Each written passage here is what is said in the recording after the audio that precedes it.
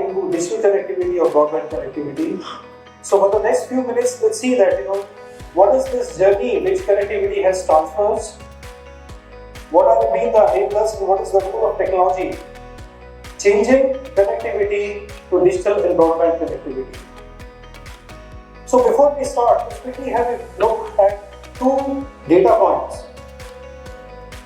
As we speak today, almost 99% of Indian districts, the census towns, they have access to broadband connectivity.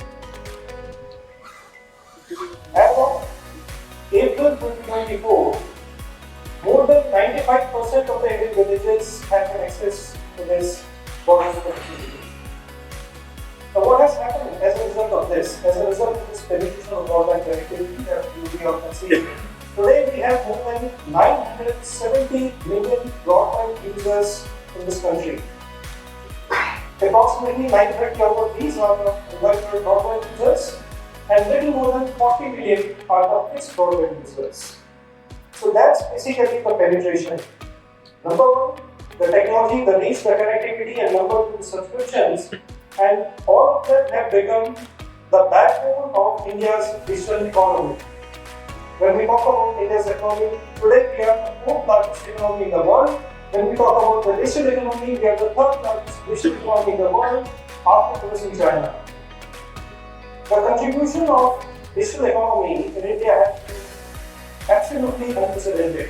22-23 financial year, the digital economy contributed approximately 11.75% of the GDP.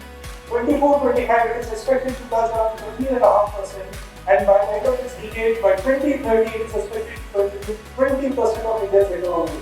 1/5 of the Indian GDP is expected to come only from digital economy. That's the power of digital economy. And as you can see here, that we are the global leaders in the instant digital payments.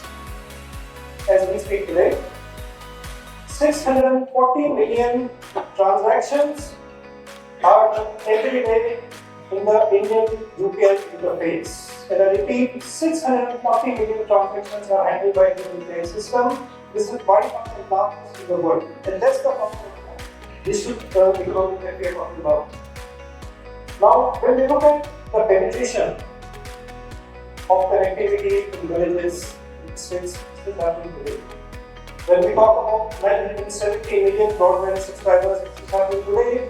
We are the third largest digital economy in the world. It's happening today in 2025. What is going to happen in the next 5 years when we take this journey from 25 to 2030? So this journey from 25 to 2020, the vision 2020 is captured in the National Telecom Policy, which is currently the draft state. What we've done is that we've just taken the liberty to pick up some of the highlights, some of the salient features of this National Telecom Policy. And the National Telecom Policy, in its draft, also talks about 6 different kinds of visions. The first vision talks about meaningful and universal connectivity. Let's quickly have a view that what does this mean as far as all of us are concerned. The 4G coverage, there is a target for us that we reach 100% population coverage by the end of 2030. Today we stand at around 90%. 5G coverage, we aim to reach around 90% of population coverage. Today we stand at around 70%. Fiberization of the towers, we aim to reach approximately 80% towers. 80% of the towers will be fiberized by the end of 2030. Today we stand at approximately around 46%. Fiberization of the gram panchayats. All the gram panchayats, 100% of gram panchayats will be fiberized under the new telecom policy by the year 2030 with an uptime of approximately 98%. That's the availability that one is talking about. 98% availability of the fibers which would be connecting the 100% gram panchayats in this country. The fixed broadband connections, today like I said, we are approximately 40 million plus. We aim to reach 100 million by the end of 2030. We cover underserved areas. So these are the areas which are either for rural coverage or these are very, very different kind of areas where it is not very easy to access the coverage. So all these unserved or underserved areas would be covered completely by 2030, mainly by the non-coastal networks, ADN, by satellite communications. Deploy Wi-Fi hotspot These are the public hotspots. Today it's approximately around 270K public hotspots there in the country, and we aim to reach around 1 million public hotspots by the year 2020. Now we look where we are today, we have a vision. How do we reach the vision? How do we cover the journey from 2025 to 2030? And that's where we talk about technology which acts as a kind of an enabler. I would like to share 4 pillars of technology which will act as an enabler when we take this journey from 2025 to 2030. Number 1, ubiquitous advanced access.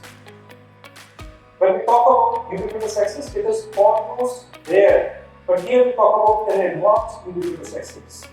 Now what does this mean? Number 1, a user can get an access to the network anywhere and anytime. That's an uninterrupted universal availability of the network services to the users. Secondly, it can be any device which can be connected. So this access has to be device agnostic. Regardless of the fact that I have a smartphone, if there are sensors, if there are earbuds, there are IoT devices, a laptop, an iPad, regardless of the devices, I should be able to get this connectivity. That is device agnostic network connectivity. And the third thing is a seamless integration of all these technologies. This connectivity doesn't have to depend on one single technology.